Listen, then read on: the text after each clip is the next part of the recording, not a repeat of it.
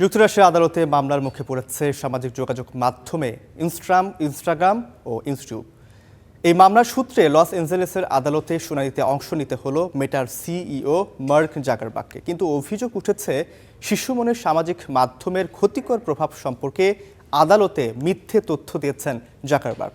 কারণ আদালতের হাতে এমন কিছু নথি এসেছে যা প্রমাণ করে কোম্পানিগুলোকে শুরু থেকেই জানতো যে তারা কিভাবে শিশুদের ক্ষতি করছে।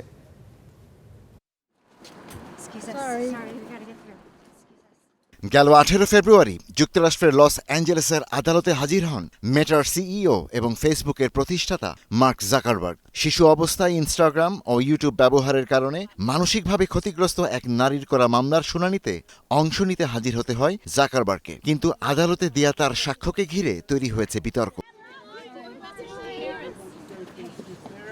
মাদার্স এগেইনস্ট মিডিয়া অ্যাডিকশন বা মামা নামের একটি সংগঠন বলছে, আদালতে দেওয়ার সাক্ষ্যে শিশু মনে সামাজিক যোগাযোগ মাধ্যমের ক্ষতিকর প্রভাব নিয়ে সত্য গোপন করেছেন জাকারবার্গ। শুনানিতে জাকারবার্গ বারবার বলেছেন 13 বছরের নিচের শিশুদের এসব প্ল্যাটফর্ম ব্যবহারের অনুমতি নেই। যদিও বাদীপক্ষ প্রমাণ তুলে ধরেছে যে শিশু কিশোররাই এই প্ল্যাটফর্মগুলোর বড় ভোক্তা। জাকারবার্গ এড়িয়ে গেছেন বা সরাসরি মিথ্যা বলেছেন, কারণ তিনি ভালোভাবেই জানেন তার পণ্য শিশুদের কতটা ক্ষতি করেছে। আমি সত্যিই বুঝি না তিনি কিভাবে রাতে ঘুমান। বারবার যখন প্রমাণ দেখানো হয়েছে যে অল্প বয়সী শিশুরা নানা রকম ক্ষতির মুখে ভুগছে, তখনও তিনি গুরুত্ব দেননি। বাদীপক্ষের আইনজীবী বলছেন, কোম্পানিগুলো জানতো যে সামাজিক যোগাযোগ মাধ্যম শিশুদের মানসিক স্বাস্থ্যের ক্ষতি করতে পারে। ওই নারী অভিযোগ করেন এই অ্যাপগুলো তার বিষণ্ণতা ও আত্মহত্যাপ্রবণ চিন্তাকে উস্কে দিয়েছে।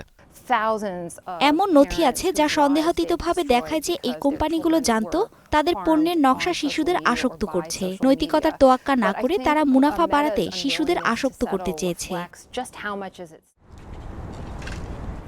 জাকারবার্গ যখন আদালতে বাইরে, তখন শিশুদের ছবি নিয়ে অভিভাবকদের মনোপ্রতিবাদ। ছবির এই শিশুদের অনেকেই আত্মহত্যার পথ বেছে নিয়েছে, কেউ কেউ মানসিক বিকারগ্রস্ত হয়ে পড়েছে।